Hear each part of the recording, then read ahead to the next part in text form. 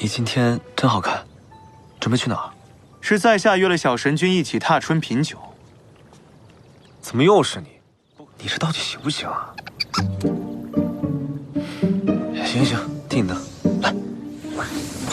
哎呀，是我错了，我不对，我不应该让后池生气，我不应该吃醋。我错了，你别打我了。就算你不罚我，我也会自罚。我做错了，我真的知道错了，我不会再犯这件事情了。我错了，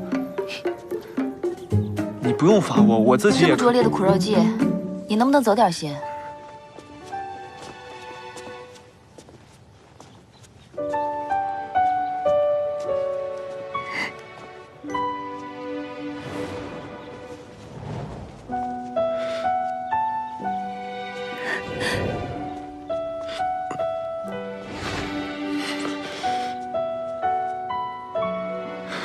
可是伤痛又发作了。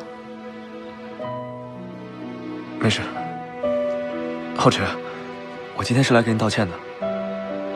本少神接受你的道歉，你可原谅我了？我本就没有生你的气。你今天真好看，准备去哪儿？是在下约了小神君一起踏春品酒。怎么又是你？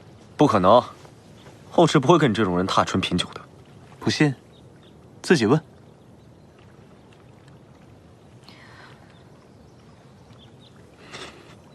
今日天气甚好，本君同你们一起踏春品酒。不行，为何不行？你身体虚弱，不能饮酒。小神君今日美艳得很，倒是令我想起了一位故人。后池，不能与这种卑鄙小人私会。什么味儿啊？又酸又臭，真是煞风景。我们青池宫向来中立，紫月妖君乃妖族之人，应与我们青池宫保持适当的距离。万一被人发现了，还以为我们青池宫拉拢妖族呢。三界皆知青池宫与天宫分庭抗礼，而你是天宫赐封的仙君，身份又谈何清白？你干什么？放开我！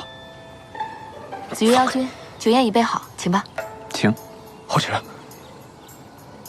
后池，你不能跟他去。后池，景渊，放开我！景渊，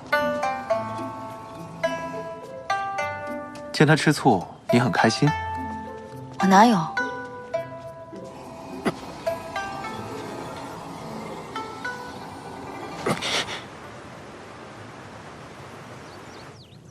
这些水果和点心都特别好吃，妖君快尝尝。你今日这身打扮，定是给他看的吧？